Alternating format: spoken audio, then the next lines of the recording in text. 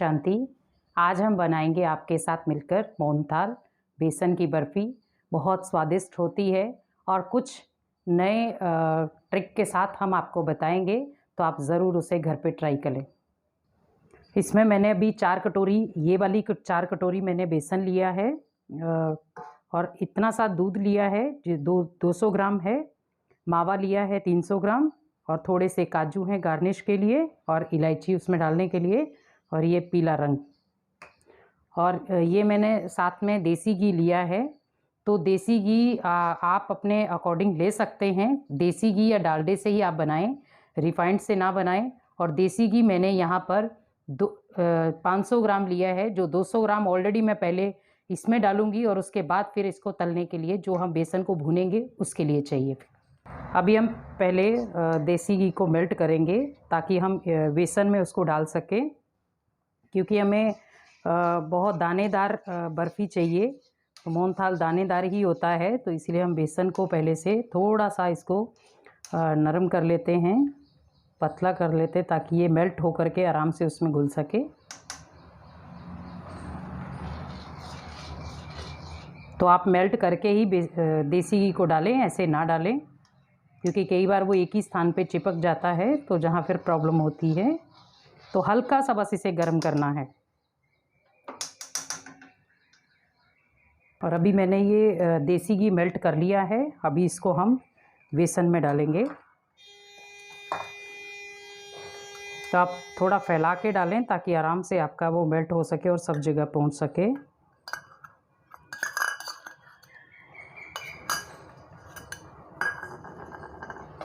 तो पहले आप देसी घी को आराम से बीच में हल्का सा इसको, क्योंकि थोड़ा सा ठंडा भी हो जाएगा आराम से, तो आप इसे इसी के बीच में मेल्ट कर दें ताकि घुलने में थोड़ी प्रॉब्लम ना हो उसमें। तभी हम हाथ की सहायता से ही थोड़ा सा इसे मैश करेंगे।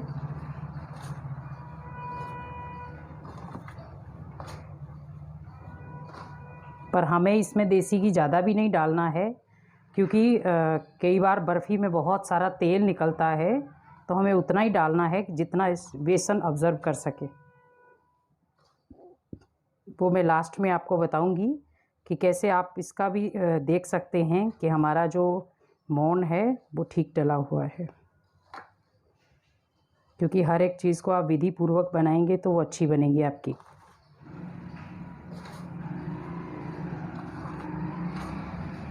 तो अभी आप देख रहे हैं बहुत सुंदर हमारा ये मिक्स हो रहा है।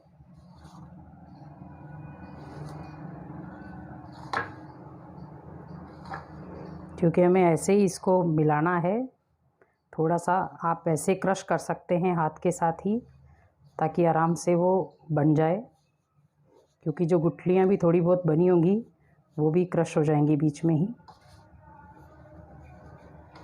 और अभी जैसे आप देख रहे हैं बहुत सुंदर इसी में ही देसी घी मेल्ट हो गया है। और आपका ये चीज़ बननी ज़रूरी है। जैसे आप एक बेसन को अपनी मुट्ठी में लें और ये अगर ऐसा बन रहा है आपका, तो इसका मतलब ये है कि आपने जो मोहन डाला है वो बहुत अच्छा है। क्योंकि अगर मान लो बुरबुरा है तो थोड़ा सा आपको मोहन और डालना पड़ेगा, लेकिन अगर आपकी ये ऐसी मुट्ठी बन रही है तो कोई ज़रूरत नहीं है आपको दोबारा से मोहन डालने की। तो अभी हम इसमें दूध डालेंगे। तो दूध भी एक साथ ना डालें, थोड़ा थोड़ा करके डालें, क्योंकि हमें आटा नहीं गूंदना है, ये ओनली बस इसको थोड़ा सा अच्छे तरीके से वो बन जाए दानेदार, उसके लिए चाहिए हमें।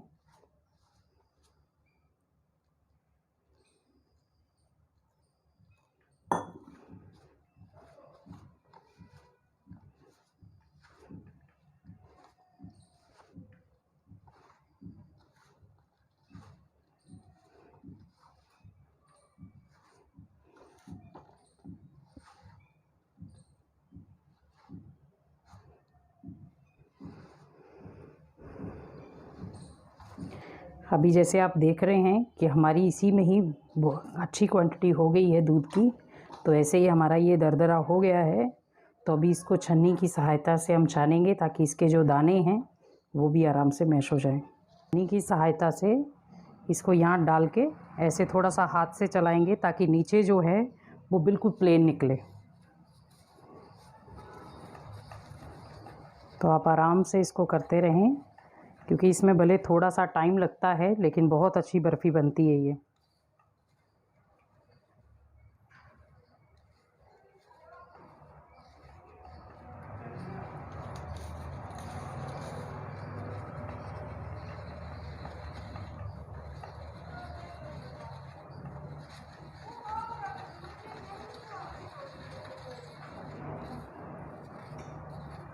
देख रहे हैं कि हमारे पास जाली जो आटे की थी वो बहुत थोड़ी सी बहुत पतली पतली थी, लेकिन ऐसी वाली आप ले लें जिसमें दरदरा निकले बाहर, तो हमारा बहुत सुंदर बेसन, क्योंकि हमें बस बड़ी बड़ी गांठें जो हैं वो छोटी करनी है। बाकी अदरवाइज़ आप आराम से जैसे भी आपको लगता है कि ये बड़ी छन्नी इससे हम कर सकते हैं तो आराम से उससे करें आप।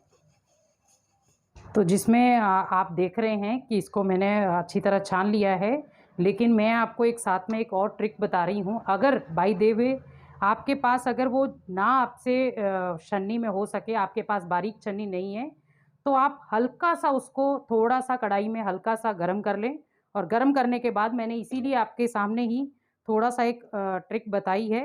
ये देखिए, मैंने मिक्सी में इसको थोड़ा सा करके दिखाया है कि कैसे मिक्सी में भी ये आराम से बीट हो गया। कि कई सोचते हैं कि हमारे पास तो बड़ी छन्नी, मोटी छन्नी है नहीं है, तो हम कैसे करें?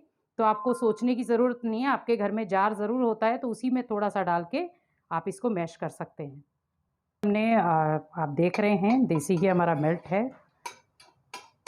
तो अभी इसके बीच में हम ये भुना हुआ बेसन डालेंगे, जिसको हम इसमें थोड़ा-सा हल्का-सा और ब्राउन करेंगे। और एक तरफ मैं अभी इसी कढ़ाई में चाशनी रख रही हूँ। तो आप इसमें जैसे 500 ग्राम आपने पानी लिया है, तो इसमें 1 किलो आप चाशनी डाल दें। अगर आपका बेसन जो है वो 1 किलो से हल्का सा ज़्यादा है तो इतनी चाशनी चलेगी उसमें, मतलब पानी आधा होना चाहिए। और 2 तार की चाशनी हो, जो मैंने आपको पहले की वीडियो में भी बताया था कि आप कैसे 2 तार की या 1 तार की चाशनी को चेक कर सकते हो। अगर 2 तार की चाशनी बन भी गई है आपकी या ज़्यादा भी बन गई है और जिसमें कि आपके वो पत्थर टाइप भी हो रहा है, तो आप गर्म दूध, थोड़ा सा हल्का सा गर्म दूध डाल के आप दोबारा से उसको जमाएं तो जम जाएगी वो। तो अभी हम इसमें डाल देते हैं ये, धीरे धीरे करके डालें इसको ताकि आराम से भुनने में आ जाए।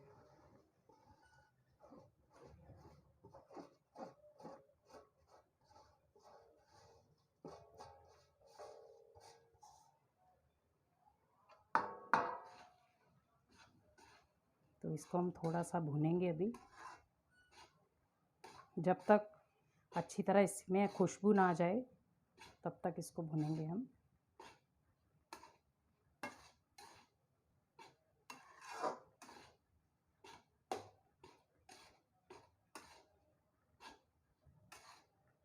और बस चलाते रहें, क्योंकि बेसन जो है वो नीचे लग जाता है।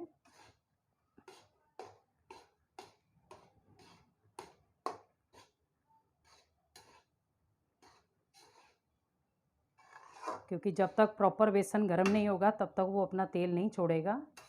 तो इसीलिए अगर आपको लगता है कि देसी घी की क्वांटिटी कम है तो थोड़ा सा आप डाल सकते हैं, लेकिन आप उतना ही डालें जितना उसको चाहिए, क्योंकि कई बार फिर वो सारा बर्फ़ी के ऊपर आता है तेल, और आप किसी भी कागज़ में या किसी भी जगह रखते हैं, डिब्बे में रखते हैं, तो उसमें तेल बाहर निकलता है। तो इसीलिए वेस्ट भी ना जाए आपका देसी घी और आप आराम से वो रेसिपी भी बना सकें। ये हमारी चाशनी जो है वो तैयार होने पर ये, तो आप देख सकते हैं 1 तार की चाशनी ऑलरेडी बन चुकी है, तार खुद ब खुद एक एक टूट रही है। तो अभी आपको 2 तार की चाशनी के लिए आपको मैंने पानी का मेथड बताया था पिछली वीडियो में, तो आप उसका ज़रूर ट्राई करें। तो मैं लास्ट में इसका बताऊंगी आपको कि कैसे आपको पता करना है कि हमारी चाशनी बन गई है। तो जैसे आप देख रहे हैं कि घी ने अपनी सतह छोड़ना शुरू हो गए हैं, तो हमें ऐसा ही भुनने के लिए घी इतना ही चाहिए। तो अगर आपको लगता है कि मैंने जो घी डाला है वो कम है, तो आप और घी थोड़ा सा ऐड कर सकते हैं आराम से, पर ये इतना ही आपको घी चाहिए। आप खुद भी देख रहे हैं कि कितना घी लगा है, जिससे हमारे मोहनथाल की जो बर्फ़ी है वो बहुत सुंदर बनेगी, दानेदार बनेगी, क्योंकि उसमें ऑलरेडी दानेदार सिस्टम आ रहा है। बस आप 20 मिनट तक इसको आराम से हिलाते रहें, क्योंकि लंबी वीडियो बन जाएगी, इसीलिए हमने उसको शॉर्ट में रखा है, स्किप किया है थोड़ा सा। तो जैसे आप देख रहे हैं कि हमें थोड़ी सी चाशनी लेनी है और इस कटोरी में डालना है इसको। तो आप देख रहे हैं कि उसमें थोड़ी सी वो जम रही है अंदर जाके, लेकिन फिर भी अभी वो थोड़ी सी कमज़ोर है, जिसको हम 1.5 तार की चाशनी कह सकते हैं। तो हमें 1.5 तार की नहीं चाहिए, 2 तार की चाहिए, तो इसीलिए अभी थोड़ा सा इसको हम ऐसे ही रहने देंगे। तो जैसे आप देख रहे हैं, हम थोड़ा थोड़ा धीमी आंच पे ही, और ज़्यादा फुल आंच पे ना रखें, क्योंकि कई बार फुल आंच पे हम रखते हैं कि जल्दबाजी में तो वो बेसन तो भुन जाएगा लेकिन वो अंदर से कच्चा रहेगा। इसीलिए आराम से धैर्यतापूर्वक ही आप ये कार्य करें, जिससे आपका हर चीज़ अच्छी बने।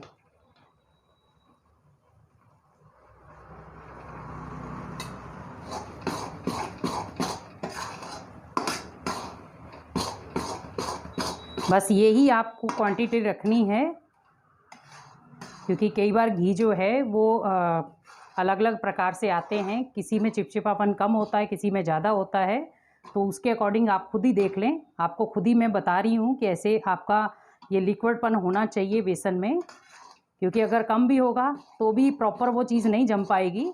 इसीलिए यही चीज़ रखें। अगर आपको लग रहा है कि मेरा देसी घी थोड़ा कम है तो आप हल्का सा डाल दें,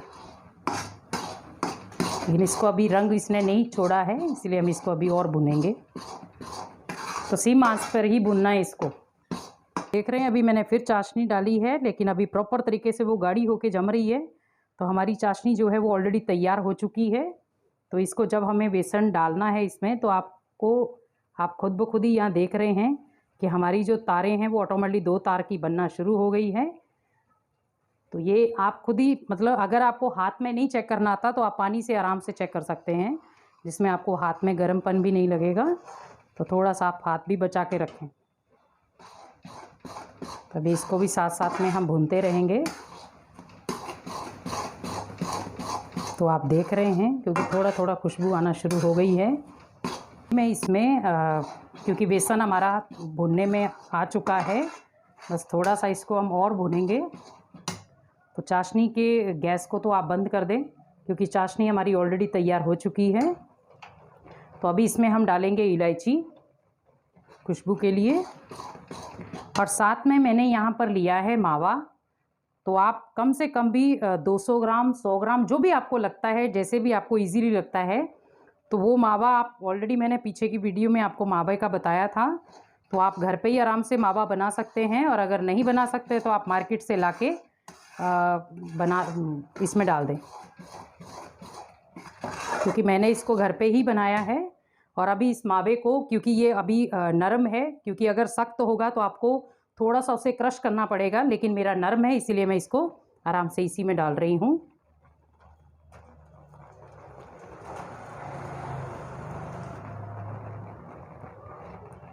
क्योंकि वो ऑलरेडी जाके इसमें मेल्ट हो जाएगा।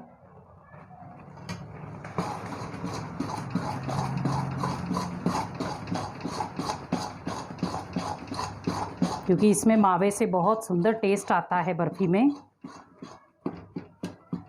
क्योंकि कई बार हम कहते हैं कि बाज़ार में हम बर्फ़ी लेकर आते हैं कि वो टेस्टी होती है, लेकिन वही बर्फ़ी हम घर पे बनाते हैं तो टेस्टी क्यों नहीं होती? क्योंकि उसमें बहुत सारे उन्होंने चीज़ें डाली होती हैं। लेकिन आप आराम से अपने घर पे ही बना करके बच्चों को भी खिलाएं। तो अभी हम और इसको भूनेंगे थोड़ा, क्योंकि मेरा मेल्ट किया हुआ ही मावा था, तो इसीलिए आराम से वो मेल्ट हो गया है।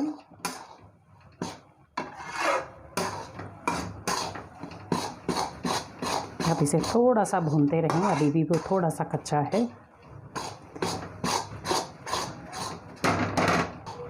अभी जैसे आप देख रहे हैं बेसन फूल रहा है, तो ऐसा ही हमें फूला हुआ, क्योंकि पहले आप सिम पे ही उसको अच्छी तरह भून लें, फिर थोड़ा सा फ्लेम को तेज़ कर दें, जिससे कि अंदर से वो सारा बेसन जो है वो फूल कर बाहर आएगा।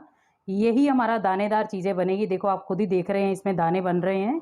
तो मोहनथाल में दाने ही होते हैं, तो इसलिए आप आराम से इसको चलाते रहें थोड़ा थोड़ा, क्योंकि अभी लास्ट ये इसका भूनने का। तो ये ऐसे फूलेगा बेसन, तो आप समझ सकते हैं कि हमारा बेसन जो है वो लास्ट भुनने की कगार पे है, तो इसको छोड़े नहीं, अभी हिलाते रहें। तो अभी हमारी जाली तैयार हो गई है, तो आप गैस को बंद कर दें और इसको थोड़ा सा आप चला दें। बस इतना लास्ट में ध्यान रखें कि आपका बेसन जो है वो नीचे नहीं लगना चाहिए। परात में निकाल लेते हैं।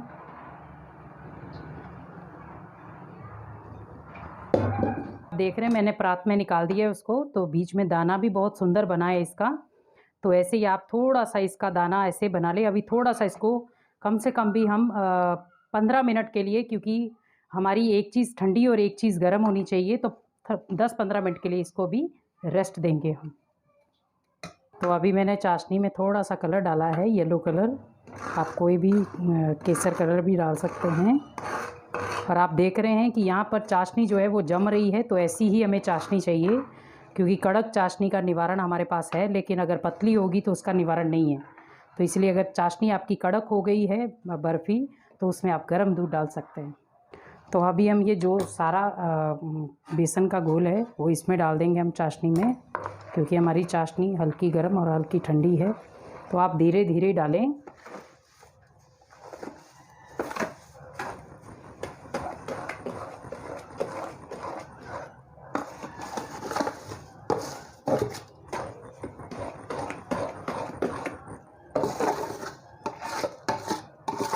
क्योंकि हल्के हल्के ये ठंडे होने चाहिए, ज़्यादा गर्म नहीं होने चाहिए। तो आप आराम से इसको इसके बीच में कर सकते हैं। तो आप देख रहे हैं मैंने अभी गैस की फ्लेम जो है वो बंद ही रखी है, क्योंकि ये दोनों चीज़ें ऑलरेडी हो चुकी हैं, तो हमें ज़्यादा इनको पकाने की ज़रूरत नहीं है। तो आप देख भी रहे हैं कि ये अपनी अपनी सतह ऑलरेडी छोड़ रही हैं, क्योंकि हमारा देसी घी भी ठीक बना है और चाशनी की क्वांटिटी भी पूरी थी। तो फिर हम इसको आराम से जमाएंगे। तो आप थोड़ा सा बस इसको मैश कर दें। अभी मैं थोड़ी सी इसमें इलायची डाल रही हूँ, पिसी हुई इलायची ऑलरेडी मेरे पास थी, तो आप थोड़ी सी पिसी हुई इलायची आप डाल दें। और आपके पास अगर घर में जायफल है तो आप वो भी डाल सकते हैं, लेकिन मैं थोड़ा कम यूज़ करती हूँ तो इसलिए मैं नहीं डाल रही हूँ। तो वो आपके ऊपर है कि आपको डालना है या नहीं डालना है। और इसको हम ये ट्रे मैंने ली है ऑलरेडी, तो इस ट्रे के बीच में ही आपको जमाना है। अगर आपके पास ट्रे नहीं है तो आप ऐसी किनोर वाली थाली को ले सकते हैं, जिसमें आपको नीचे देसी घी लगाना है। देसी घी लगाकर फिर आप इसे इसमें डाल सकते हैं। तो मैं पहले अभी इसको इसमें डाल के, तो हम कम से कम भी आधे घंटे के लिए इसको परफेक्ट नहीं जमाएंगे, इसको ओनली थोड़ा सा बस नीचे दबा देंगे, बाकी जमाने का नहीं है। जमाने के लिए हमें कम से कम भी 20 मिनट इसको ऑलरेडी रेस्ट देनी है, उसके बाद जमाएंगे। तो मैं अभी परात में ही आधा घंटा, क्योंकि ट्रे ख़राब हो जाएगी, तो इसीलिए मैं आधे घंटे के लिए परात में ही रख रही हूँ। इसी में मैं थोड़ा सा इसको दबा दूँगी, तो आप थोड़ा सा इसी में इसको दबा दें, और फिर हम अच्छी तरह ये थोड़ा नॉर्मल हो जाएगी, तो फिर हम इसको आराम से बर्फ़ी के रूप में। और आप देख रहे हैं बहुत सुंदर इसमें दाने आ रहे हैं। तो ये दाने जो हैं, जब आपने देखा है कि वो बेसन फूल गया था, तो वो दाने उसी चक्कर में आए हैं। तो इसलिए थोड़ा सा बस इसका ध्यान रखें आप। तो साथ साथ में इसको ठंडा भी करते जाएं। अभी आप देख रहे होंगे बहुत अच्छी हमारी बर्फ़ी तैयार हो गई है, जम चुकी है। तो इसी प्रकार से हमें बर्फ़ी को जमाना है। तो थोड़ा सा अगर आपको लगता है कि मान लो मेरी बर्फ़ी में हल्का सा मान लो भारीपन है या चाशनी ज़्यादा कड़क हो गई है, तो आप दूध डाल सकते हैं। हमारा नॉर्मली था, तो इसीलिए हमारी आराम से जम गई है। और अभी हम काजू के साथ इसकी गार्निश कर देंगे। आप पिस्ते के साथ, किसी के साथ भी आप करना चाहते हैं, आराम से आप कर सकते हैं।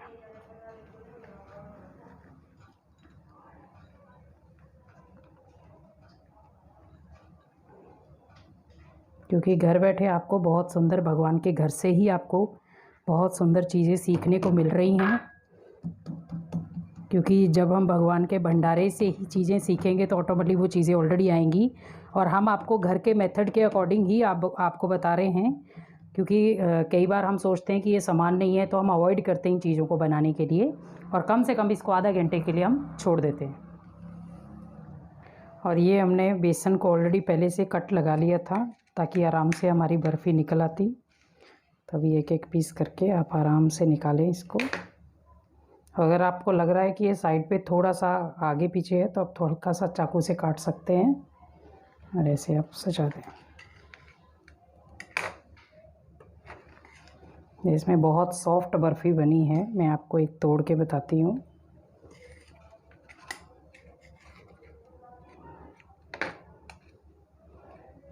ये देखिए आप, क्योंकि जिस प्रकार से हमें बर्फ़ी हम बाज़ार में मिलती है हमें उसी प्रकार से ये बर्फ़ी बनी है, और इसमें बहुत जालीदार चीज़ें जैसे मोहनथाल में होती हैं वैसे ही बनी हैं, तो इसीलिए आप घर पे ज़रूर ट्राई करें।